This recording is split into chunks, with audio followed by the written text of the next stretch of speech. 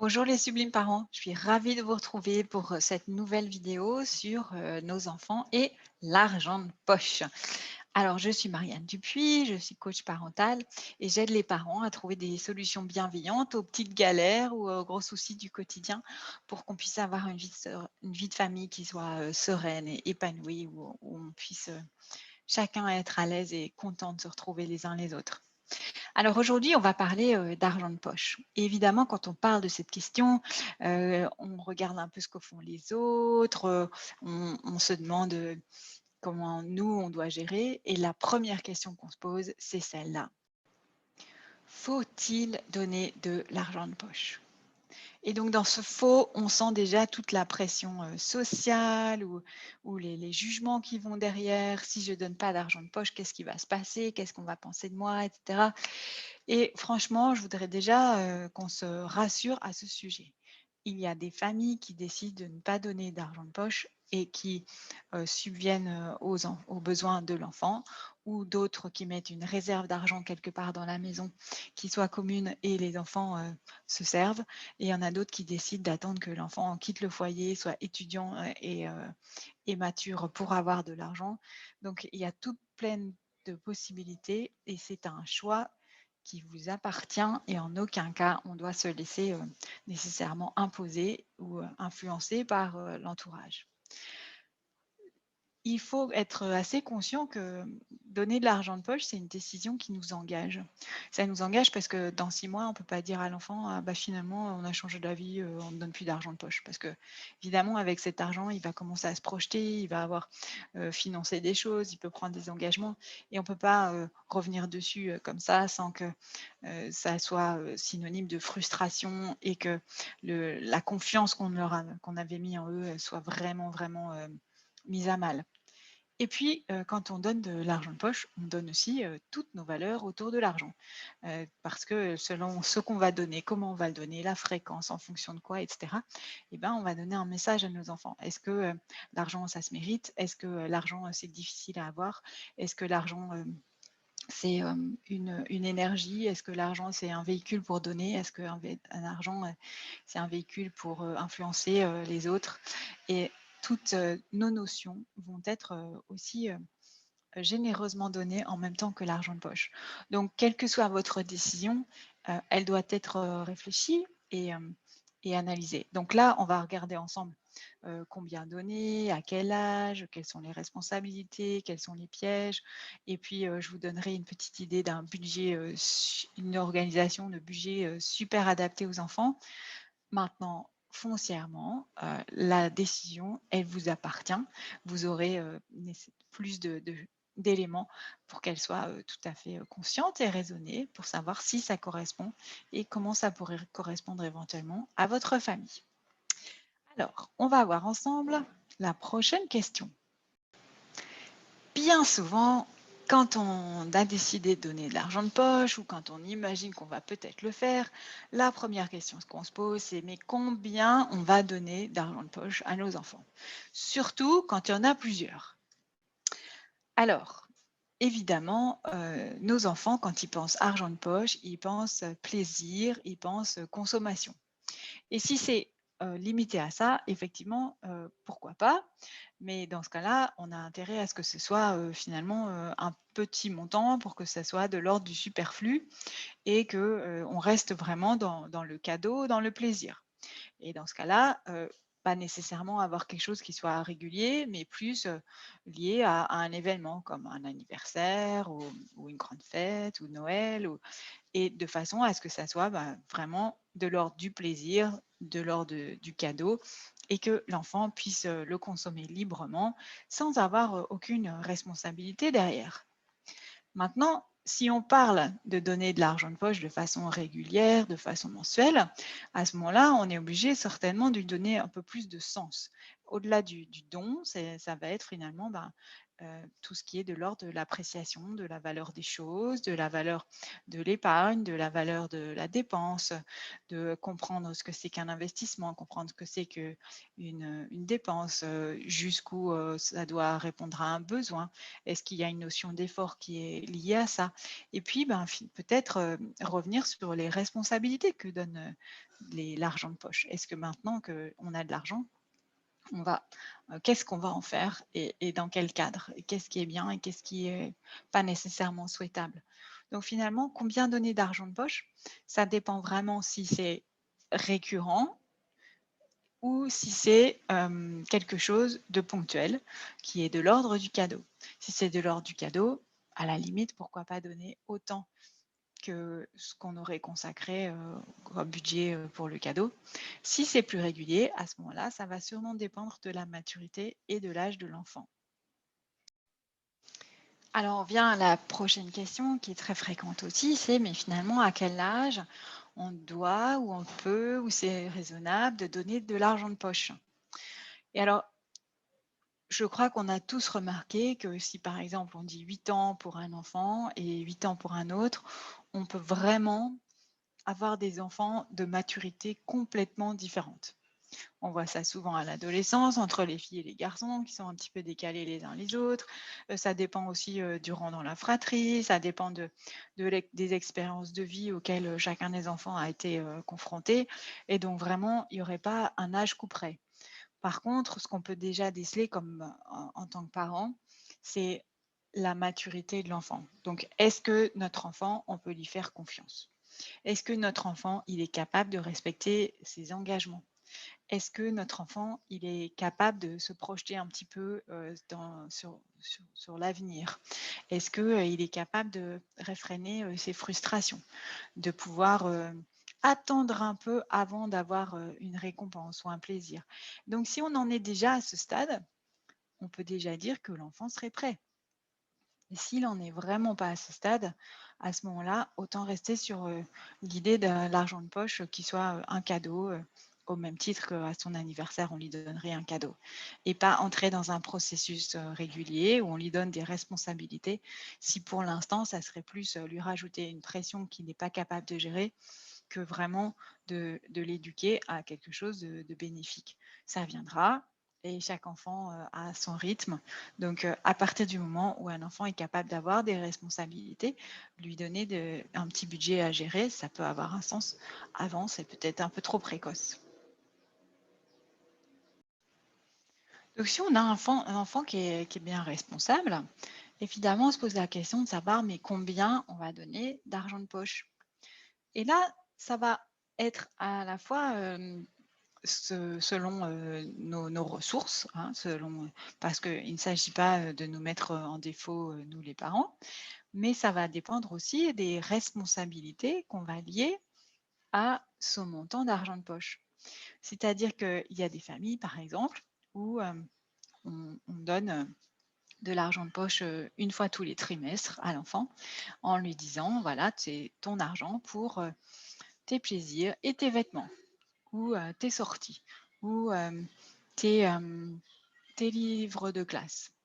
Donc en fait, chaque fois qu'on donne un petit rôle et une dépense précise à un besoin qui de toute façon aurait été couvert par le budget familial et qui maintenant passe dans le budget personnel de l'argent de poche, on va avoir évidemment une possibilité d'estimer quels sont ses besoins.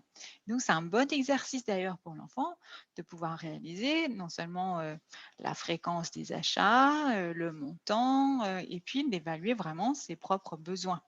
Ça permet de comprendre un petit peu où sont les limites. Ça permet de pouvoir se projeter un petit peu dans le temps. Et puis, ça permet d'apprendre à gérer un budget. Donc, en soi, c'est un bon apprentissage. Pour autant, ça demande de la part des parents aussi de leur laisser de l'autonomie et une liberté dans leur choix. C'est-à-dire que si on leur dit, avec cet argent de poche, on te donne donc le montant de ce qu'il te faut pour le budget de vêtements et puis on rajoute 10% parce que ça, c'est pour ton plaisir et puis tes sorties. Ça veut dire qu'après, on doit les laisser gérer cet argent. Et si les choix vestimentaires qu'ils font avec cet argent ou si l'allocation de cet argent ne correspond pas nécessairement à ce qu'on avait prévu, ce n'est pas nécessairement à nous d'intervenir. En revanche, on peut de temps en temps se mettre d'accord sur une revue tous les 6 mois ou tous les trimestres pour voir comment on a utilisé l'argent, est-ce que c'était le bon montant, est-ce qu'il faut ajuster, est-ce qu'il y a des choses qui finalement étaient imaginées comme très chères qui le sont moins, est-ce que les besoins ont évolué de façon à ce qu'on puisse ajuster si besoin ou redéfinir les limites. Mais c'est important aussi, quand on a ces limites-là, qu'on s'y tienne. Et que donc, si ces limites durent 3 mois, et ben, si en 3 mois, il n'y a plus d'argent de poche, tant pis, il n'y a plus d'argent de poche. Mais que l'enfant en soit tout à fait conscient. Et que du coup, il puisse avoir à la fois des limites très fermes et qui ne soient pas négociables. Ça, c'est le montant de l'argent de poche du trimestre. Et il n'y en aura pas d'autres, mais qu'à l'intérieur de ce budget, il y ait aussi toute liberté et toute autonomie, ne fût-ce que pour pouvoir avoir le grand privilège de faire des mauvais choix, de se rendre compte des conséquences et que du coup, finalement, ça soit dans un petit espace restreint où il n'a pas grand-chose à perdre, qu'il fasse des mauvais choix, mais que ça l'oblige à réfléchir à quels sont ses critères et que quand il aura plus tard un plus grand budget et des décisions plus importantes à prendre, il est déjà finalement une bonne habitude de réflexion sur l'analyse de ces critères de décision d'investissement ou de dépenses. C'est important aussi de leur faire prendre conscience que quand on leur donne de l'argent, on leur donne des responsabilités et donc on leur donne aussi la responsabilité de partager avec les autres. Et donc que cette notion de partage, elle puisse être incluse dès le départ dans la notion d'argent de poche. Si je suis très privilégiée, c'est aussi pour pouvoir en faire bénéficier les autres. J'ai beaucoup de talents, ils sont là pour être fructifiés, j'ai beaucoup d'atouts, ils sont là pour servir à ma petite personne, mais aussi au monde. Et donc, comment est-ce que je peux partager avec les autres sur un point ou sur un autre, y compris à travers mon argent. Et puis, c'est le moment de leur expliquer la différence entre une dépense et un investissement, entre ce qui va se dévaluer au fil du temps et ce qui va prendre de la valeur au fil du temps. C'est le moment de leur donner un petit peu d'éducation financière sur qu'est-ce que c'est qu'un prêt, qu'est-ce que c'est qu'une dette, comment est-ce qu'on rembourse, les intérêts, le capital. Donc, ce sont des notions qui peuvent être un peu abstraites, mais dès qu'on a de l'argent et que l'enfant peut faire des choix, c'est important aussi qu'il ait ces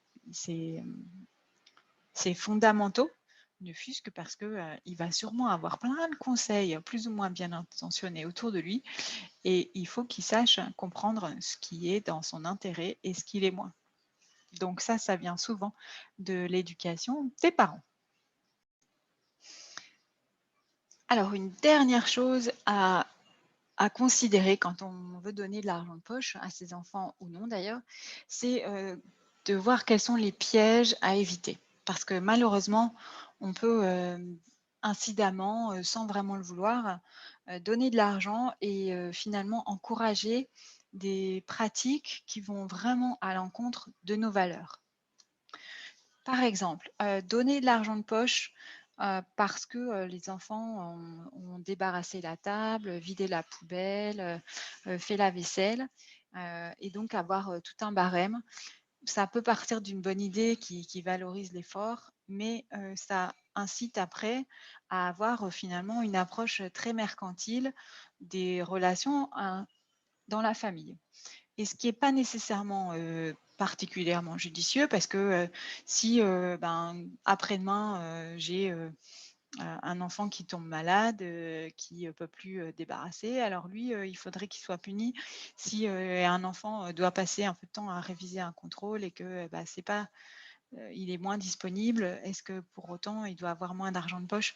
Donc on arrive à des comportements vicieux et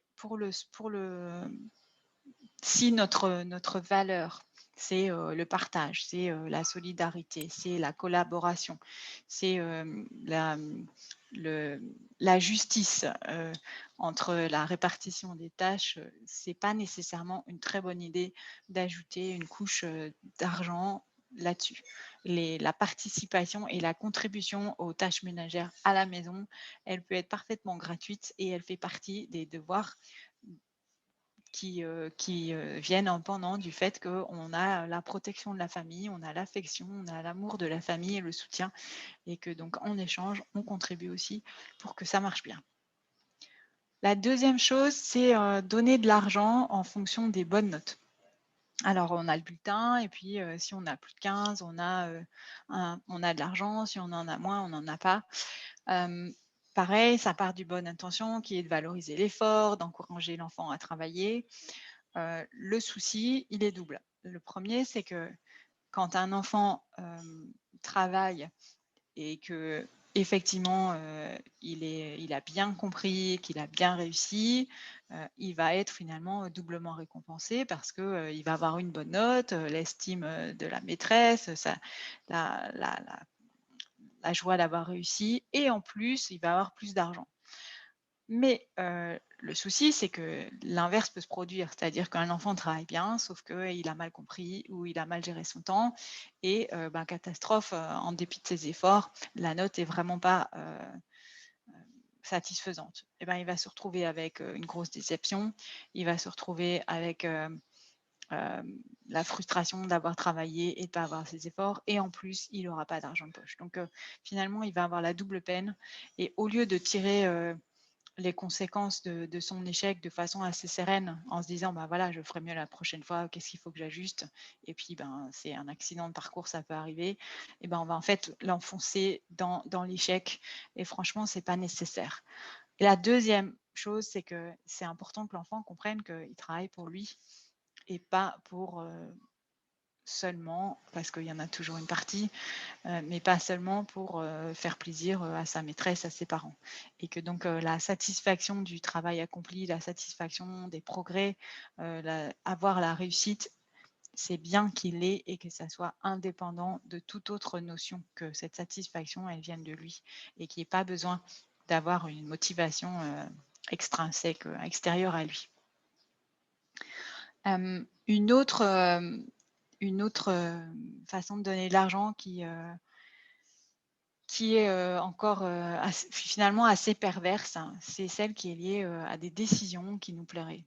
Du style, bah, si tu fais l'option chinois, je te donne l'argent de poche, et sinon, je t'en donne pas. Si tu vas voir mamie avec nous dimanche, tu auras ton argent de poche, sinon tu n'en auras pas. Je pense que là, le trait, il est un peu caricatural, mais clairement, on voit bien que ça s'apparente à du chantage, à la manipulation. Et outre le fait que c'est pas très honnête vis-à-vis de notre enfant, et encore moins vis-à-vis des grands-parents si c'est eux qui font l'objet du chantage, et que ça va clairement affecter les relations. En plus, ça, ça, ça, ça crée un précédent et un modèle qui va dire que nos enfants vont l'imiter et vont penser que c'est ça la référence, ce qui n'est pas nécessairement ni souhaitable ni franchement à valoriser. Un autre aspect qui est un peu délicat, c'est que l'argent, on ne sera pas nécessairement le seul à en donner. Et aussi longtemps que nous, on peut avoir cette réflexion en tant que parent et décider quel est le bon montant d'argent à donner, notre enfant, il peut très bien avoir d'autres sources de revenus qu'on sait plus ou moins. C'est-à-dire qu'il y a un oncle, un parrain, une marraine, il y a les grands-parents qui donnent de l'argent à l'anniversaire, qui donnent de l'argent à Noël. Parfois, il y en a qui donnent de l'argent quand on vient les voir. Et donc, ça peut créer finalement quelque chose qui soit un peu disproportionné. et sur lequel on n'a aucun contrôle. Donc, même si ça n'a pas nécessairement d'intérêt de surveiller tout ce que fait l'enfant, c'est important que quand on a pris une décision au niveau de l'argent, on puisse la communiquer aussi aux personnes autour qui sont susceptibles de donner de l'argent à cet enfant pour qu'il soit conscient de ce qui se passe et qu'il puisse être aligné ou en accord avec notre décision. Parce que si on donne 2 euros et que chaque fois qu'on va voir mamie, on en reçoit 20, bah, finalement, le décalage fait qu'on arrive à quelque chose qui perd un peu de sa valeur et de son sens. Donc c'est important on soit en phase les uns avec les autres dans l'intérêt de l'enfant. Pas nécessairement pour imposer notre système éducatif, mais bien plus pour s'assurer que notre enfant il puisse progresser, qu'il soit autonome et que la question de l'argent, elle soit envisagée sereinement pour lui aussi. Et puis, une dernière notion sur lesquelles c'est important d'être vigilant, c'est aussi qu'on n'induise pas un biais qui serait un peu malsain, qui est que finalement, le critère prépondérant pour prendre une décision, ça devienne celui de l'argent. Si nos seuls critères sont financiers. Par exemple, je vais acheter, mes chaussures en ligne parce que finalement c'est 15 moins cher. Mais comme j'aime bien les essayer et ben, je vais demander à papa, maman, d'aller me conduire, au magasin de chaussures. Je vais passer 2 heures à essayer les chaussures et finalement, je l'achèterai pas là, mais une fois que j'aurai bien ce modèle, je l'achèterai sur internet pour que ça soit 15 moins cher.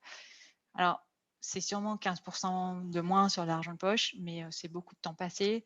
Ça a pas l'air c'est pas nécessairement très juste vis-à-vis, du magasin, ni vis-à-vis des parents et donc ça vaut la peine de montrer à l'enfant que le temps qu'on passe, l'effort qui est mis en œuvre, et l'attention que l'on a donnée à cette transaction, les contributions des uns et des autres à cette transaction, même si elles ne sont pas facturées, elles ont une valeur et que l'enfant apprécie cette valeur pour qu'on n'arrive pas à des décisions un petit peu aberrantes. Et puis que l'enfant n'ait pas non plus le réflexe de négocier jusqu'au dernier centime. Si, si on veut certainement faire des affaires, il faut aussi avoir conscience de la pression qu'on met sur la personne en face et pas nécessairement toujours chercher le meilleur deal qu'il soit, si c'est pour mettre quelqu'un en danger ou en situation difficile, surtout sur quelque chose qui finalement n'est pas mais c'est toujours essentiel pour nous. Donc voilà, tout ça c'est à réfléchir avant qu'on mette en place de l'argent de poche ou ajuster si c'est quelque chose qu'on a déjà mis en place et où on voit que c'est pas tout à fait en adéquation avec nos valeurs. Et puis pour finir, je vais vous donner une répartition de budget qui marche très bien pour les enfants et qui est très simple et qui va sûrement vous aider. Alors ce budget, il est tout simple. Le premier, c'est prendre l'ensemble du budget et consacrer 10 aux dons. Pourquoi aux dons? Bah parce que chaque fois qu'on reçoit de l'argent, s'apercevoir que on est déjà chanceux et fortuné et que donc on peut en faire bénéficier les autres. Donc pourquoi le mettre d'abord? Bah parce qu'on est justement dans cette énergie de reconnaissance, d'appréciation et ça permet de remettre les choses un peu en place et de prendre un peu de perspective et de s'apercevoir que c'est pas toujours spécialement mérité. On a la chance d'avoir de l'argent et c'est pas nécessairement le cas de tout le monde et que donc on est aussi responsable de ce qui se passe autour de nous. Donc que l'enfant choisisse peut-être une cause ou une association ou des gens en particulier ou un cadeau qu'il veut faire à quelqu'un, mais qu'on soit vraiment dans le don et dans le partage. Le deuxième, c'est l'investissement. Donc, ça peut être de l'épargne au tout début, mais c'est l'idée de pouvoir accumuler de l'argent pour que petit à petit, à long terme, ça porte ses fruits et qu'on puisse avoir finalement cette confiance que la sécurité matérielle, elle sera assurée parce qu'on y contribue et qu'on sait comment faire. 30%, c'est pour les besoins. Donc, à partir du moment où on a décidé en famille que l'argent de poche servirait à couvrir les vêtements ou les sorties ou les livres de classe ou les cadeaux de Noël, plus les cadeaux d'anniversaire, plus ceci, cela, eh ben, c'est l'inventaire des besoins qui a été fait. Et donc, 30% sert à combler ces besoins. Et puis, 50%, ben, c'est les projets, les plaisirs. Donc, c'est des petits projets qu'on a comme pouvoir aller au cinéma dans 3 jours. Mais ça peut être quelque chose d'un petit peu plus long terme. Par exemple, une sortie un petit peu plus onéreuse, qui demande que, on épargne un petit peu avant de pouvoir se l'offrir ou un objet, qui nous fait plaisir mais qui coûte un peu cher et donc qui permet que finalement on diffère un petit peu, la récompense et qu'on en entre dans une logique, d'épargne, de réfléchir et qu'on puisse faire des arbitrages entre, quelque chose qui est d'ordre de la satisfaction immédiate et quelque chose qui est un projet un peu plus construit et qui sera finalement probablement plus enrichissant, plus nourrissant. Voilà, donc j'espère que vous avez maintenant plein d'éléments pour savoir si oui ou non vous voulez donner de l'argent de poche aux enfants, en fonction de quoi, de quels sont vos critères. Et je vous souhaite une très belle discussion avec vos enfants autour de cela, qui est finalement un sujet essentiel, mais qui peut être traité comme finalement de l'ordre du plaisir avec l'argent qui va, qui vient et qui permet d'apprécier le travail des uns et des autres, les contributions des uns et des autres de façon juste et honnête envers tous. À très bientôt.